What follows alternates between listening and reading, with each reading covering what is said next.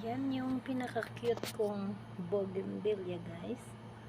Ang liit-liit niya pero may bulaklak na. Yan siya, guys. Ang cute-cute. Yan yung kanyang bulaklak. Ang liit-liit pa. Ito, guys. Gusto na rin mamulaklak ito. Yan. Ang liliit pa nila. Ito first time ito siya namulaklak. Yan. Tanim ko lang yan, guys. Hindi yan siya binili. Yan. Puro tanim lang yan, guys. Ito namulaklak siya ulit, guys. Kasi pinaarawan ko. Yan.